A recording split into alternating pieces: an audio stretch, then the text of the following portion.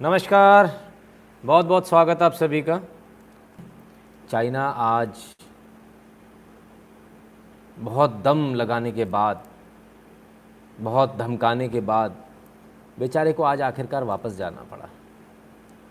और वापस कैसे जाना पड़ा? बड़े बेआबरू होके निकले तेरे कूचे से, है ना। ये एक हमारे यहाँ एक शेर है, कहा जाता है। तो सबसे पहले जी न्यूज़ की खबर देख लीजिए, Z5 की। और India China border, first sign of Chinese withdrawal seen at Galwan valley, यानी विड्रॉल शुरू हो गया। साइन देख लिए, भारतीय सेना ने देख लिया कि हाँ अब चीनी सेना वापस। पहली बात, ठीक है साहब, ये भारतीय जो मीडिया है इसने बताया, ठीक है। तो भारतीय मीडिया पर आप भरोसा कैसे करेंगे? आपको तो बहुत सारे और मीडिया चाहिए होते हैं, भारतीय मीडिया से आपका काम नहीं बनेगा। रॉयटर्स जैसे बड़े लोग जो टुकड़े टुकड़े गैंग वाले लोग हैं उनके साथ खड़े रहते हैं। रॉयटर्स को भी बेचारे को लिखना पड़ा, China pulling back troops near site of India border clash, Indian sources से। बेचारे अभी भी जो है ना, अभी भी पूरे मन से लिख नहीं पा रहे हैं, अभी भी पूरे मन से नहीं लिख पा रहे हैं। सूरज बिजली धन्यवाद। तो अभी भी पूरे मन से नहीं लिख पा रहे हैं कि चाइना के जो सैनिक हैं वो दुम दबाकर भाग रहे हैं, ये नहीं लिख पा रहे बेचारे, बड़े बड़े दुविधा में। तो कहते हैं इंडियन सोर्सेस से। चलो कोई बात नहीं। जिहादी चैनल अल जजीरा की बात भी सुन लीजिए साहब, ये बेचारा भी बड़ा परेशान है। और ये लिखते हैं China pulling back troops after deadly border clash, ठीक है। तो पूरे विश्व में एक चीज़ तो बहुत क्लियर हो गई कि चाइना भारत की बॉर्डर के आसपास से ट्रूप्स को, यानी अपने सैनिकों को वापस बुला रहा है। क्लियर है। तो अब ये वापस क्यों बुला रहा है यार? ये तो मम्मी मालेगा, क्या हुआ?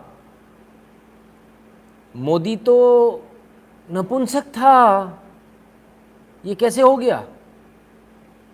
तो चाइना के जो नाजायज़ बच्चे जो हमारे देश में पल रहे हैं, आज उनके लिए बड़ी खूब बुरी खबर है। तो जितने नाजायज़ बच्चे चाइना के पल रहे हैं वो आज बड़े परेशान होंगे। वो बार बार पूछ रहे थे कि चाइना से तो हम लड़ ही नहीं सकते, चाइना से हम कैसे लड़ेंगे? चाइना बहुत बड़ा देश है, हम चाइना से नहीं लड़ सकते, हमारे पास हथियार नहीं है। ये वही लोग हैं जो कल जब सत्ता में थे तब कहते थे कि हमारे पास हथियार खरीदने के लिए पैसे नहीं हैं। इसी राफेल के लिए, राफेल खरीदने का जब बारी आई थी यूपीए के दौरान, तब एंटनी एंटनी तात्कालीन जो रक्षा मंत्री थे उन्होंने कहा था हमारे पास पैसे नहीं हैं। और थोड़े दिनों बाद प्रधानमंत्री मनमोहन सिंह ने भी कहा था पैसे पेड़ पर नहीं उगते। क्लियर है। तो ये हालत थी भारत की, और इसलिए इन लोगों को लगता है कि मम्मी चाइना मालेगा। भाई आपको मालेगा क्योंकि आपको पता है आपके कर्म क्या हैं, पहली बात। दूसरी बात, ये चाइना की ऐप इंस्टॉल करने से क्या होने वाला है?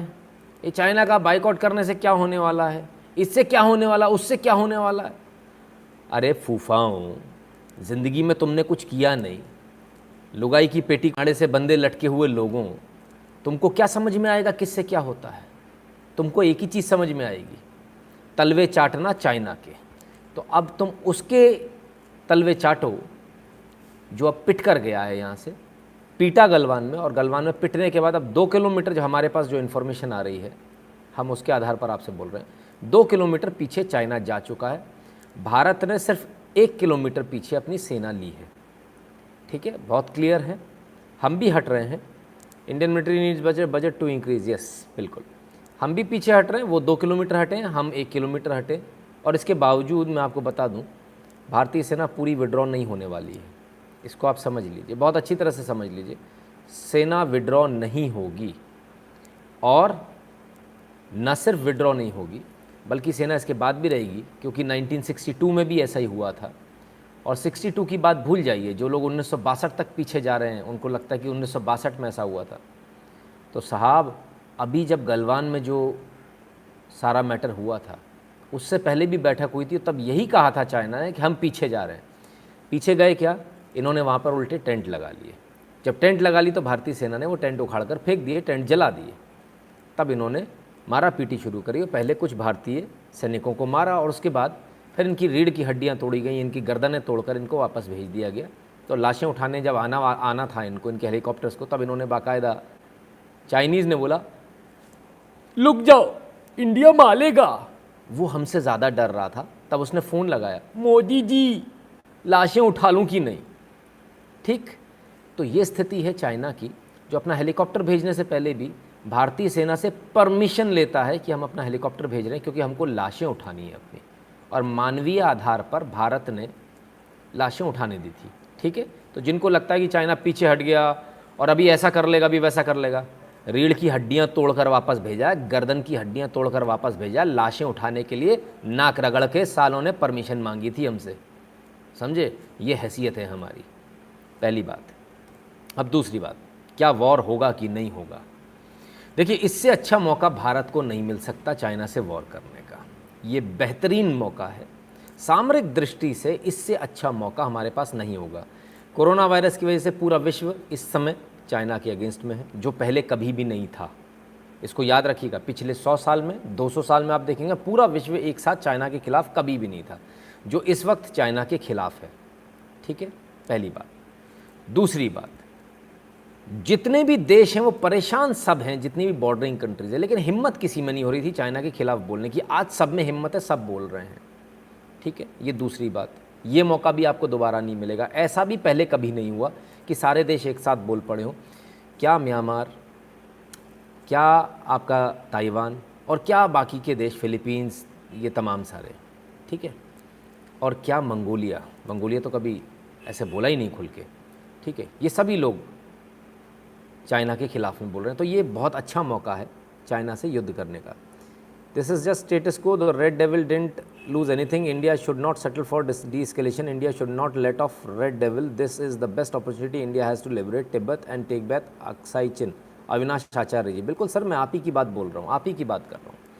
तो ऐसा मौका आपको दोबारा नहीं मिलेगा। ये इन्वायरमेंट जो है, एंटी चाइनीज़ इन्वायरमेंट पूरे विश्व में, ये आपको दोबारा नहीं मिलेगा। जो छोटे देश हैं सारे, उसके खिलाफ में दोबारा नहीं मिलेगा। ताइवान ने बोल दिया हम ठोक देंगे, मंगोलिया ने बोल दिया हम ठोक देंगे, यहाँ तक तो छोड़िए। ऐसा मौका भी दोबारा आपको कभी नहीं मिलने वाला। जब अमेरिका ने वहाँ से अपने युद्ध बेड़े यहाँ भेज दिए, रोनाल्ड रीगन, निमित्स, मिनिट्स, और एक और आ गया, अभी चौथा और आ गया। ठीक है, 4 लाख अपने कमांडोज अमेरिका भेज रहा है ऑलरेडी, जो आ गए हैं सब बताया जाता है। ये मौका आपको दोबारा नहीं आएगा, इतनी तैयारी भी दोबारा नहीं मिलेगी। राज दहिया जी, बहुत बहुत धन्यवाद। तो भारत के पास ये बेहतरीन मौका है, इसे गंवाना नहीं चाहिए। हम भी ये मानते हैं, ये डी-एस्केलेट नहीं करना चाहिए इसको। लेकिन चाइना को पता है इस बार बहुत बुरी तरह से पिटेगा। रशिया भी साथ नहीं दे रहा, पूरा अलग थलग पड़ गया। जिसने अपने 20,000 सैनिक भेजे थे लड़ने के लिए पाकिस्तान ने, उसने ऑफिशियल स्टेटमेंट जारी करके उसे कहना पड़ा, भैया मैं नहीं लड़ रहा हूँ चाइना की तरफ से, मेरा भारत से कोई लड़ाई नहीं। वो कोने में बैठ गया। जो कल तक बड़ी दमदारी, दादागिरी दिखाता था गुंडा, आज वो गुंडा एक कोने में बैठ गया कि तुम आपस में लड़ लो पहलवानों, मेरे को बख्श दो, क्योंकि मैं तो बुरी तरह पिस जाऊंगा। ये भी सच्चाई है। और यदि इस वक्त भारत युद्ध करता है तो फ्रांस ने भी बहुत क्लियर बोला है कि हम अपने सैनिक भेज देंगे। ठीक है, बहुत क्लियर बोला है, भारत के पक्ष में हम अपने सैनिक भेज देंगे। अनिता जी, बहुत बहुत धन्यवाद आपका, बहुत क्लियर है। इससे अच्छा इन्वायरमेंट नहीं मिलेगा। और चाइना को ये बात बहुत अच्छी तरह से पता है, इसलिए वो 2 कदम पीछे हो गया। क्लियर है, ठीक है, इसमें कोई नई चीज़ नहीं है। हाँ, चाइना ने एक्सेप्ट किया कि 100 सोल्जर्स, नहीं अभी तक तो मेरे ख्याल से, मेरे पास में ऐसी इन्फॉर्मेशन नहीं आई है। हो सकता किया हो तो मेरी नज़र से शायद चूक गई हो ऐसी न्यूज़, मेरे पास ऐसी इन्फॉर्मेशन नहीं है। सबसे बेहतरीन मौका इस समय है चाइना पर हमला करने का, तिब्बत को फ्री कराने का, मंगोल को फ्री कराने का, उधर मंगोलिया को फ्री कराने का। ठीक है, और तमाम सारी जगहों की जो उन्होंने कब्ज़ा कर रखी है, वो सारी जगह को फ्री कराने का। ये बहुत अच्छी चीज़ है। साथ ही साथ पीओके, गिलगिट बाल्टिस्तान, सिंध, पंजाब, इन सब को लिबरेट कराने का भी, गिलगिट बाल्टिस्तान तो फिर हमारा ही है, बलूचिस्तान को लिबरेट कराने का, ये बहुत बेहतरीन मौका है। तो भारत के पास ये बहुत बेहतरीन मौका है, जिस समय पूरा विश्व भारत के साथ इस समय खड़ा हुआ है। और जो लोग कहते थे ना कि मोदी तो बाहर घूमता रहता है, मोदी का क्या है, मोदी तो बाहर घूमता रहता है, तो घूमने वाला प्रधानमंत्री, आज इधर कल उधर, देश में कम रहता है, विदेश में जाता रहता है, एनआरआई प्रधानमंत्री। अच्छा, शायद उनको जवाब मिल गए होंगे एनआरआई प्रधानमंत्री कैसा होता और किस तरह से काम करता। तो एनआरआई प्रधानमंत्री ने काम करके दिखा दिया। देखो, बाहर घूमता, सब कुछ करता है, कम से कम एडवीना के पैरों में नहीं बैठता है, कम से कम उसको किसी दूसरे देश का राष्ट्राध्यक्ष देहाती औरत नहीं बोलता, कम से कम उसको, जिसको बड़ा क्या क्या बताया था, देवी दुर्गा। और क्या कहा था रशिया ने, रशिया के लीडर ने क्या कहा था, मैं बोल दूं, बुरा तो नहीं लगेगा, अबे चहौर, ठीक है। कम से कम ऐसी स्थिति नहीं। आज सबको पता है कि मोदी की क्या ताकत है और सबको पता है, और चाइना ऐसे वापस जाएगा घुटने टेक कर। मैं पूछता हूँ, 2005 में गया, 2008 में गया, 2009 में गया, 2013 में गया, ये वो साल गिनाए मैंने जिस जिस साल में लगातार इसने आपकी ज़मीन कब्जाई, भारत की ज़मीन कब्जा कर बैठ गया। हम हारे, हम पीछे हटे, चाइना लगातार आता रहा। ये यूपीए के शासनकाल दर्शाया मैंने, और इस बार 1 इंच ज़मीन भी नहीं गई और चाइना घुटनों पर वापस गया है। अपने सारे टैंक, सारे बख्तरबंद वापस ले लिए। इस देखिए, भरोसा तो नहीं कर सकते, वो फिर भी अपनी औकात पे बाज नहीं आएगा, ठीक है। अब बात इसकी आती है कि समय तो बहुत अच्छा है, लेकिन लोग तैयार हैं क्या? लेकिन भारत में तो लोग ऐसे हैं जो रोने लगते हैं, उनके आंसू टपकने लगते हैं। वो तो एक सैनिक के मर जाने पर उनको रोना आने लगेगा, वो रोने लगेंगे बहुत ज़ोर ज़ोर से कि ये क्या हो गया, बड़ी परेशानी हो जाएगी। फिर वो रोने लगेंगे, अपनी मम्मी के पास चले जाएंगे, अपनी बीवियों के पास चले जाएंगे रोते हुए।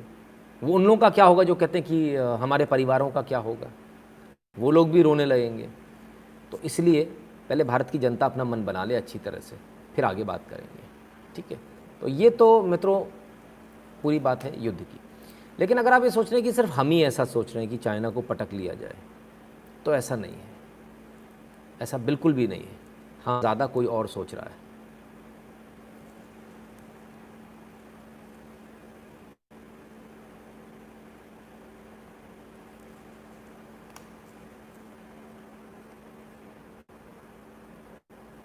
चलिए, तो मैंने आपसे कहा कि हमसे ज़्यादा कोई और भी सोच रहा है चाइना ठिकाने लगाने का, और वो कौन है? वो शख्स जो है, जो सोच रहा है लगाने का, वो ये रहा आपके सामने।